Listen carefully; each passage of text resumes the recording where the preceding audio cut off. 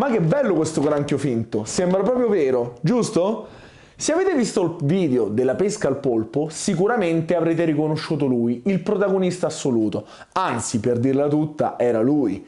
E oggi vi parlerò di come costruire questa semplicissima montatura, vedremo insieme la canna per pescare i polpi e qualche piccolo trucchetto che vi permetterà di prendere i polpi un pochino più difficili che non vogliono staccarsi dal fondo. Purtroppo di granchi già montati come questo, col piombo, il filo e tutto quanto, non è che ne troviamo molti in commercio e quindi bisogna costruirlo da solo.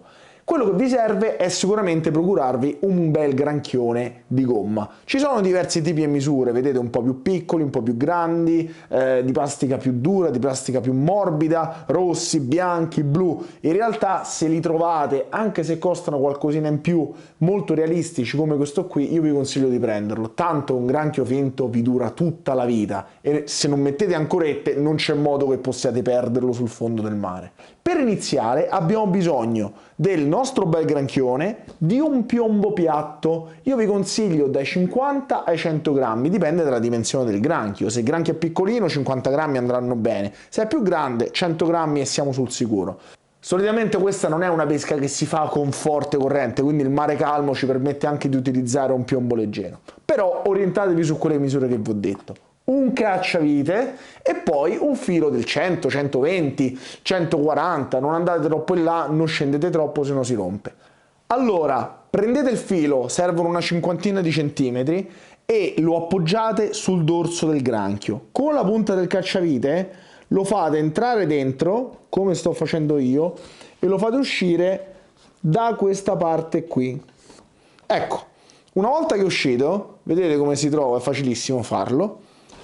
A questo punto tirate, infilate il piombo da una parte e fate la stessa procedura al contrario, quindi stavolta dal ventre del granchio verso il dorso, cercando di andare più o meno più vicino possibile a dove siamo entrati.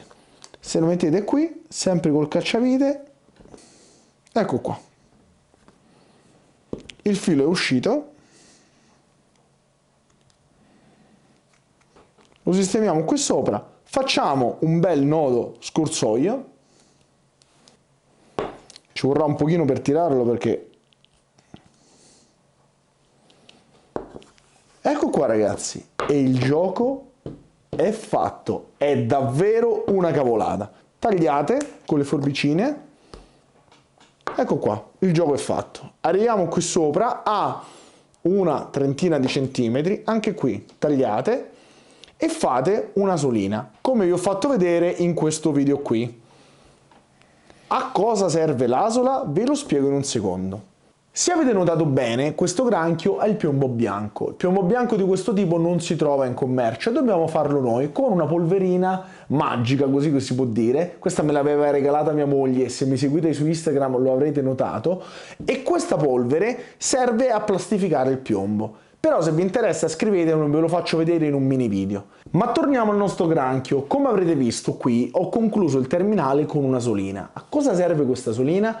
Ve lo spiego in un attimo, ma prima togliamo tutta questa roba e vediamo la montatura dal mulinello alla canna fino ad arrivare alla girella. Quello che utilizzo è una vecchissima canna da surf casting che mi si era rotta e vedete infatti manca la parte finale e ci sono solamente due sezioni. Queste due sezioni io le uso proprio per andare a camminare nelle buchette. Quando mi servono ne utilizzo una sola, se invece l'acqua è un po' più profonda ne utilizzo addirittura due. Per comodità ho messo un vecchissimo mulinello che avevo e qui ci ho messo un filo molto grosso del 100-120 che mi serve soltanto, diciamo, per raggiungere quelle buche un po' più profonde. In realtà se abitate dove l'acqua è molto bassa va benissimo una canna di bambù dove legate in cima il filo. Con il mulinello è un po' più comodo perché io posso andarlo a far lavorare nelle buchette e quando l'acqua è più profonda basta dare un pochino di filo, poi si recupera. Certo non è agevole perché il filo molto grosso, diciamo, un pochino dà fastidio, ma voglio dire, si pesca tranquillamente. Quello che ci serve e vedere come ho concluso il tutto. Come vedete qui io ho messo una girella molto grande e di questo tipo qui. Questa è una girella da 70 kg che regge tantissimo, infatti dobbiamo fare il tiro alla fune col polpo, ed è una girella col moschettone. Perché questo? Perché quando io voglio cambiare la mia esca, in 2 secondi col finale già pronto posso mettere un granchio, addirittura ne posso mettere pure 2 facendo il finale di dimensioni diverse, quindi uno più lungo, uno più corto, e questi mi lavorano in questo modo. L'ho provato e funziona anche molto bene. Vanno a esplorare, diciamo, una zona più ampia, anche se diventa più complesso. Posso mettere una zampa di gallina, un granchio vero, quello che mi pare, e basta solamente sfilare il moschettone e cambiare la mia esca a seconda di quello che trovo. Io la trovo una cosa estremamente pratica. Mi raccomando, una girella buona che regga parecchio, perché poi il polpo tira tanto. E un'altra cosa, un'altra chicchettina: quando il polpo non fa l'ombrello e non riusciamo a tirarlo su, come lo tiriamo su? Come vedete io ho costruito, ma ci vuole un secondo, c'è un'ancoretta, un piombo bianco che ho sempre plastificato con quella roba lì e un moschettone molto grosso. Come costruiamo tutto questo? Abbiamo bisogno anche qui di uno split ring abbastanza grande e robusto, e io non ho fatto altro che collegare il moschettone allo split ring e a un piombo. In realtà se il moschettone è grande il piombo neanche serve, però volevo che ci fosse qualcosa di bianco per attirare l'attenzione. Non dovete preoccuparvi se sul filo c'è una girella molto grande, perché utilizzando il moschettone della misura corretta, potete utilizzarlo anche più grande, una volta che il polpo si è aggrappato al granchio e non lo vuole mollare, basterà farlo scorrere sul nostro filo agganciandolo, questo arriverà fino al polpo, il polpo sarà incuriosito, si avvinghierà anche la nostra ancoretta e a quel punto sarà più facile poterlo prendere.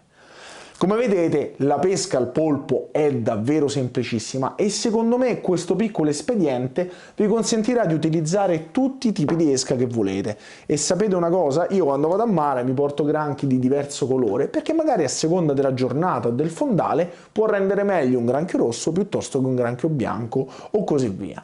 Oppure una totanara, una zampa di gallina, quello che riesco a trovare, ricordandovi sempre che il granchio vero è l'esca migliore.